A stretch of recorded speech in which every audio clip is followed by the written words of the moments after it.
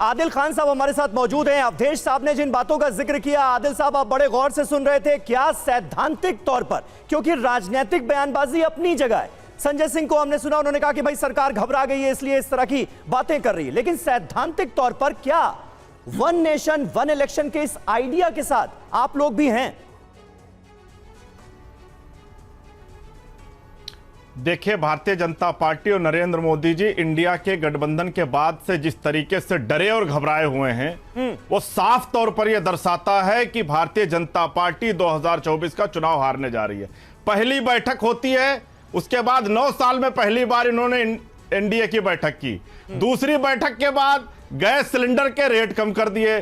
तीसरी बैठक से पहले एक शगुफा छोड़ दिया, और इस बैठक के बाद आप लिख के रख लीजिए डीजल और पेट्रोल के रेट भी देश में कम होंगे। आदिल साहब, हम मुद्दे पर आते हैं। देश की जनता, आपका स्टैंड हम जानना चाह रहे हैं। आम आदमी पार्टी क्या सोचती है? आम आदमी party one nation one election पर स्टैंड आपसे जी, आप इधर उधर की बात नहीं करिए, मुद्दे पर बोलिए। जी बताइए। बिल्कुल इधर उधर की बात नहीं कर रहे हैं। इस देश के लोग महंगाई पर इनसे सवाल पूछेंगे, बेरोजगारी पर सवाल पूछेंगे, इस देश के लोग शिक्षा पर सवाल पूछेंगे, स्वास्थ्य पर सवाल पूछेंगे। बिल्कुल पूछिएगा आदिल साहब, वो तो आपका हक है, ये तो ऑपोजिशन की जिम्मेदारी भी हम एक्सपेक्ट भी यही करते हैं। लेकिन मुझे ये बताइए कि अगर one nation one election bill लाया जाता है तो इस पर आपकी पार्टी समर्थन करेगी या नहीं करेगी? सैद्धांतिक तौर पर आप साथ हैं या नहीं? सुन लीजिए, बोलिए जी, सुन लीजिए पहले जी जी। देखिए, इस देश के अंदर एक बिल आया था, कृषि बिल।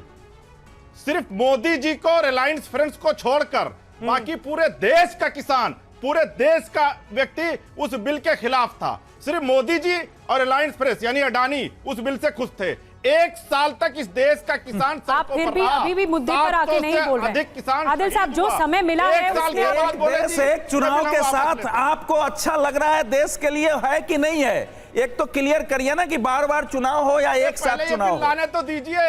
हम कहते हैं ये एक शगुफा है, हम तो कहते हैं भारतीय जनता पार्टी का एक शगुफा है, मुद्दों से डाइवर्ट बोलता हूँ, बोलिएगा।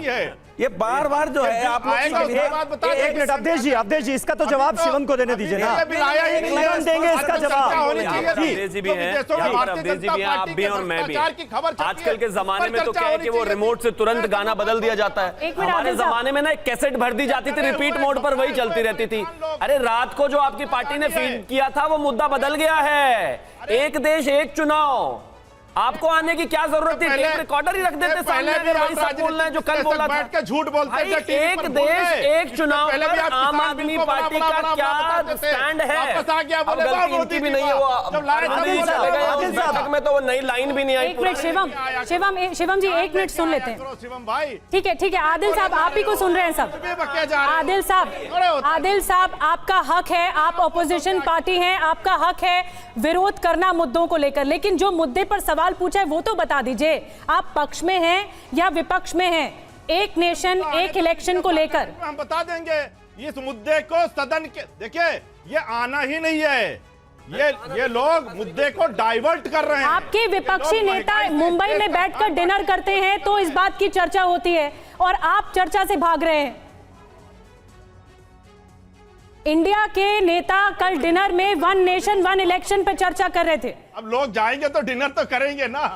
अरे डिनर के लिए किसने मना किया भाई? लेकिन एक देश एक चुनाव, हमारी राय क्या है? मुद्दा है एक देश एक, मतलब आप विरोध कर रहे हैं? आपको बताया गया, मतलब आप विरोध कर रहे हैं? होना चाहिए कि नहीं होना चाहिए? जब आई थी तब आप हल्ला मचा रहे थे। चलिए, यानी आप कह रहे हैं कि जब लाया जाएगा बिल तभी आप क्लियर करेंगे। शिवम, रुख तो देखिए बहुत हद तक साफ है। कांग्रेस पार्टी की तरफ से भी ये कहा गया है कि ठीक है बिल लाया जाएगा तो हम फिर लड़ाई लड़ेंगे। डरे हुए लोग हो। देखिए, मैं एक चीज कहना चाहता हूं, बात बहुत साफ है, मैं फिर जा रहे हो, परेशान मत हो। 2014 के बाद, ठीक है आदिल साहब, बहुत वक्त ले लिया आपने, बहुत वक्त ले लिया, आप सुनिए, जवाब भी सुनिए जी। सरकार राष्ट्रहित के लिए कोई भी विषय, कोई भी मुद्दे को लेकर आई है तो विपक्ष का साथ उसमें मिला नहीं है। मैं कहता हूं संसद में भी सार्थक चर्चा के लिए जब भी सरकार ने कोशिशें की वो सारी नाकाम रही। आज भी हम फिर से वही कहते हैं कि अपना राजनीतिक लाभ हानि एक अलग विषय हो सकता है, लेकिन इस पर कम से कम एक चर्चा तो होनी ही चाहिए, और ये देश के लिए अपने आप में घातक ही है। ये बिल्कुल सत्य है कि हर 3 महीने में कहीं ना कहीं चुनाव है, तो अगर हम इस पर चर्चा करने के लिए भी ओपन हो तो वो एक अलग स्थिति पैदा कर सकती है। शिवम, बात तो ये ना, इंडिया गठबंधन के तमाम बड़े नेता ये कह रहे हैं कि आप ध्यान भटकाने की कोशिश कर रहे हैं, इस वजह से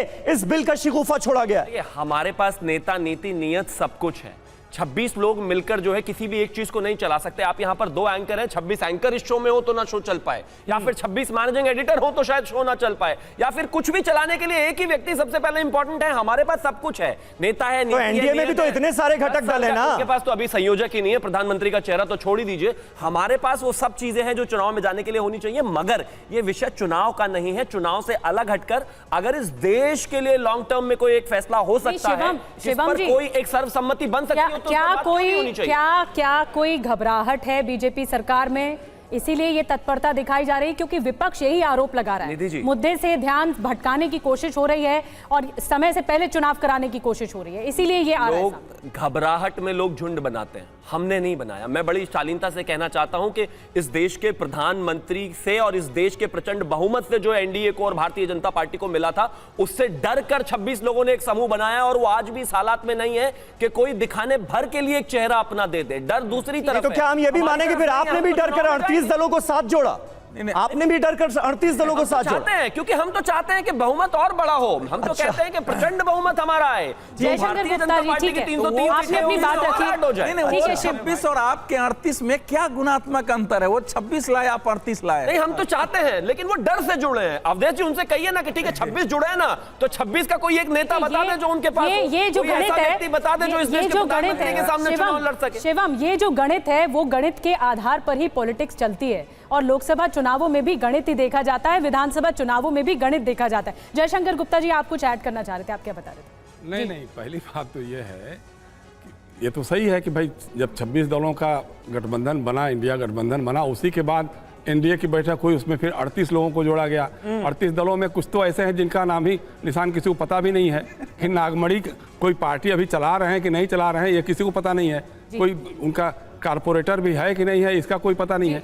दूसरी बात एक जो शिवम बोल रहे थे बार बार कि 2014 से लेकर अभी तक विपक्ष लगातार नकारात्मक राजनीति कर रहा है, सरकार के साथ कभी भी वो सहयोग का भाव नहीं रखता है जी। मैं इनको याद दिलाना चाहता हूं कि मेरे ख्याल से जो 2004 से 2014 तक जो सरकार चली थी यूपीए गवर्नमेंट में, तो सो कॉल्ड एनडीए था या भारतीय जनता पार्टी थी, वो तो पूरा का पूरा सदन ही नहीं, सत्र ही नहीं चलने देती। एक मिनट शिवम, एक सेकंड सुन लीजिए, लेकिन आप बोलते हैं तो हम नहीं कुछ बोलते। बोलिए, मैं सुनूंगा। हाँ, तो सत्र का सत्र नहीं चलता, पूरा शीतकालीन सत्र गायब हो गया।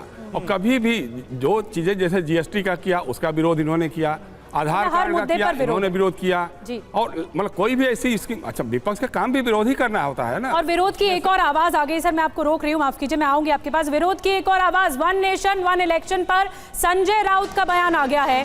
ये षड्यंत्र है चुनाव आगे ले जाने का, ये कह रहे संजय राउत। इंडिया की मीटिंग से ध्यान हटाने की कोशिश हुई है, ये संजय राउत का कहना है।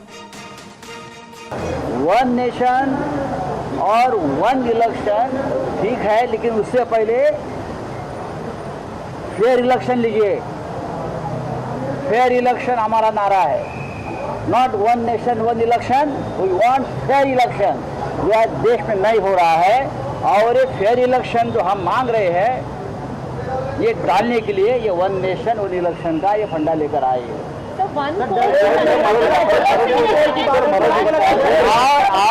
और ये मुझे लगता है एक षड्यंत्र है चुनाव आगे ढकलने के लिए। ये लोग चुनाव ही नहीं लेना चाहते।